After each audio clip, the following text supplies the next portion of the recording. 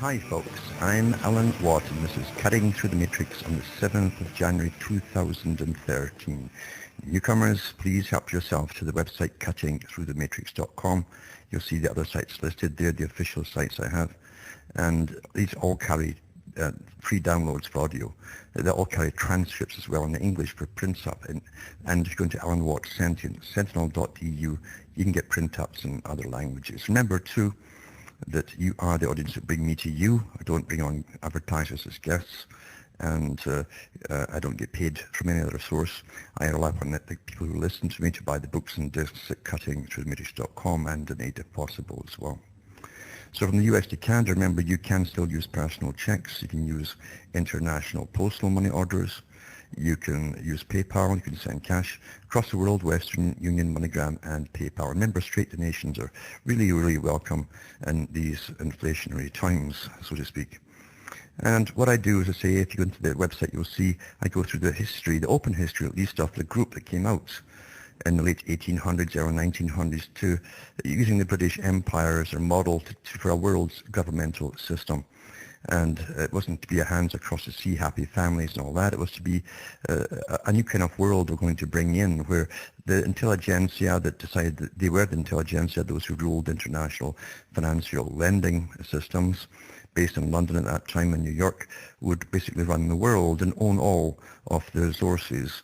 That's food, water, everything that you use in commerce and production, and also human resources, and use academia, get them on board, train the public in the proper way, you see, to obey government, keep them pretty dumb and stupid, in other words, and they'd have this happy world to look after. And while they had at least problems from rebellions and so on as they went forward in this new brave new world system. Lots of big plans. We've actually lived through quite a lot of them. They even talked about bringing on world wars to help it get through, because through wars you change the cultures and all the conflicting sides. It doesn't matter what side you're on, your culture is changed. And then out comes the treaties, and then comes extra forces that are given permission to alter the cultures that were competing with each other. That already happened in the States when groups were given the right to alter the American culture and the British culture, for instance, that all flooded out of Germany prior to World War II. So we're living through the aftermath of a lot of this. We're still going through some of it. And it's an old plan, as I say, because even before this group came out, the Royal Institute of International Affairs, Council on Foreign Relations, the Millman Group, etc., they had already been working under different names before through the centuries to make it all happen. And they pretty well got what they wanted. They have to have a uniform media that parrots all the same stuff. You have to have a unified educational system. That's been done across the world, so that everyone gets taught the same fake reality and the same indoctrination. So important. So we've lived through quite a lot of that. And plus two, since the 1970 report came out by the Club of Rome, they'd make us into a post-consumerist society, post-democratic as well. That's been done under anti-terrorism laws and also under the bank crashes that were planned, of course, by the big plunderers that are all part of this big system. So they've achieved a lot of their goals, and we're simply living through them and paying the costs of them, and most folks still haven't caught on to what's actually going on in reality. So I have to set up the website, as I say. You'll get a lot of information there, start to make you understand at least why it's happening. They used to say that, the truth will set you free, and it's not really true at all. You might have a free mind afterwards. You'll understand everything that's going on, why it's going on, but it doesn't change the system. That's what you have to do, if you want to, that is. Most folk quite like the system because they've been socialized and domesticated. Back with more after this. Hi, you folks. I'm Alan Watt. We're cutting through the matrix, talking about the big system we're born into. We take it for granted because your parents don't know to tell you that it's all fake and it's actually an agenda. You're living through a script. And therefore you never question it. Most folk never question it. Children, very young children, can question it a little bit. They'll ask all awkward questions to their parents who generally can't answer them. They'll try it in school, but eventually the school drums out the questioning from them because they don't want you to know what's going on. In fact, to be a perfectly indoctrinated person, according to Jacques Ellul, a philosopher, He said that it's essential you get your primary education. Without that primary education, subsequent indoctrination will not take you. In other words, in propaganda, it won't work on you. So that primary indoctrination is scientifically worked out so that you will not question things to any real depth again. So we're running in a scientifically controlled society. It used to simply be behaviorists, because behavioral psychology can be proven as opposed to the Freudian nonsense that they put out there. The Freudian nonsense was for a different purpose and for a different reason, actually.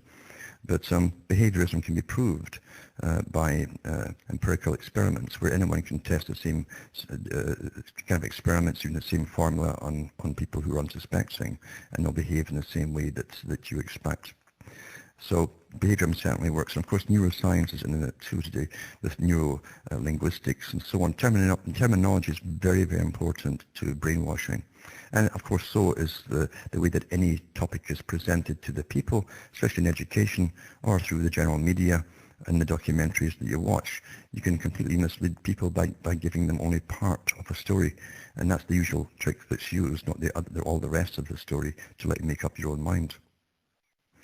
But remember, getting back to the Royal Institute for International Affairs, which was the coalition of different groups based in Britain.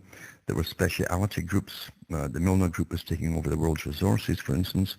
And most of these guys who ran and set up the Royal Institute for International Affairs came into Britain from other countries.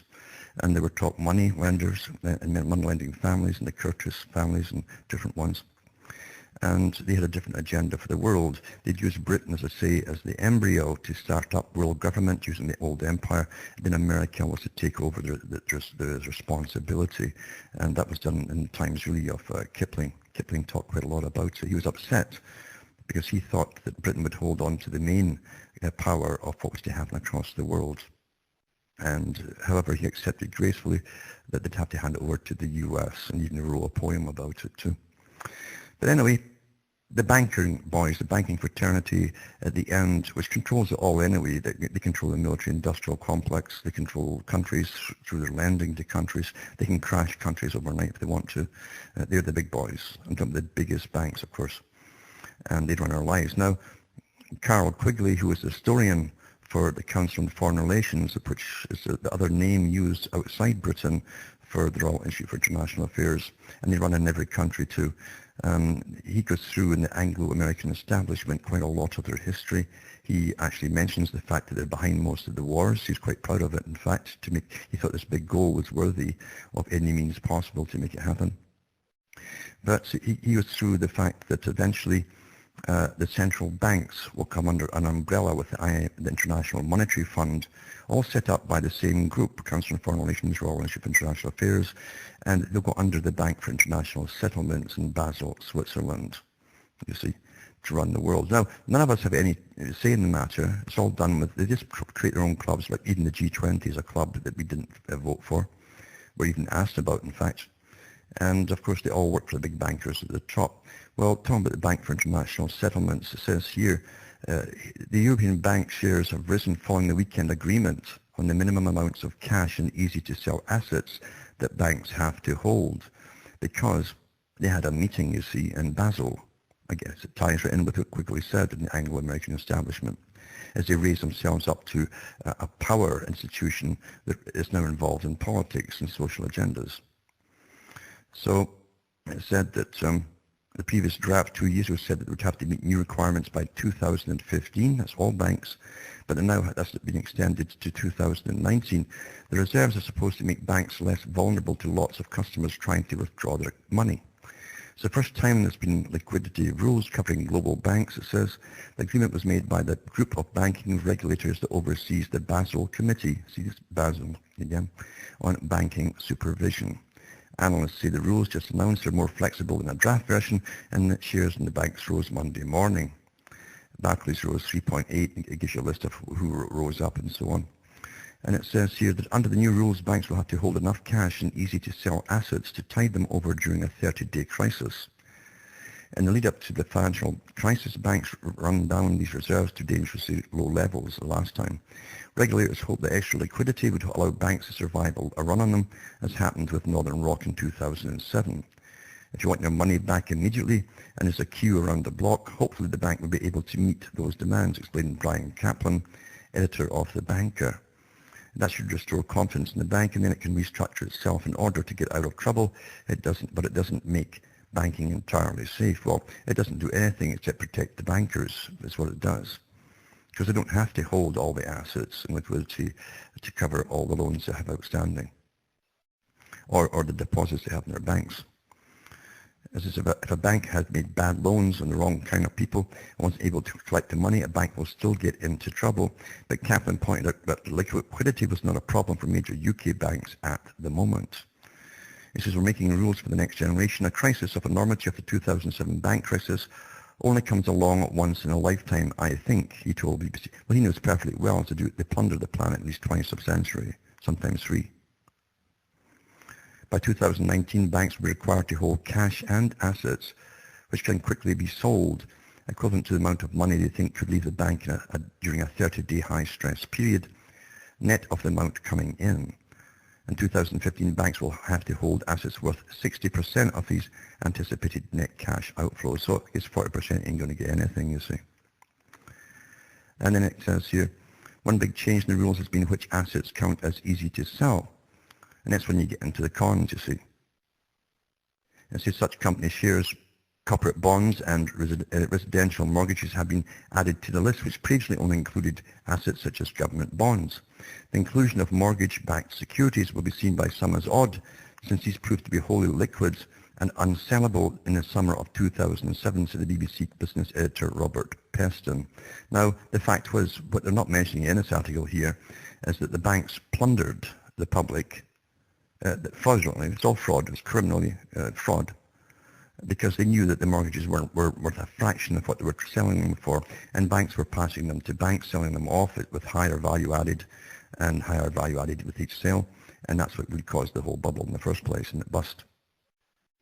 But it's not mentioned to you at all. So it's amazing how and although most of the public have already forgotten why it all happened anyway. Anyway, banks had warned that over-stringent standards could reduce lending and stifle economic growth because they would be forced to hang on to funds rather than lend them out. The Bank of England Governor Sir Mervyn King, who also chairs a group of regulators from 27 countries that agreed the deal, said that the phased introduction would mean the new standards would not hinder the ability of the global banking system to finance a recovery. And analysts welcomed the greater than expected relaxation of the rules. So, it's just better for the banks, in actual facts. And it's almost a go-ahead for them to plunder us all again, which they'll do anyway, without permission. That's how you get folk into austerity, you understand? It's part of the big plan. And they've lost nothing because the public bailed them all out. You see, we bail them out, they lose nothing at all.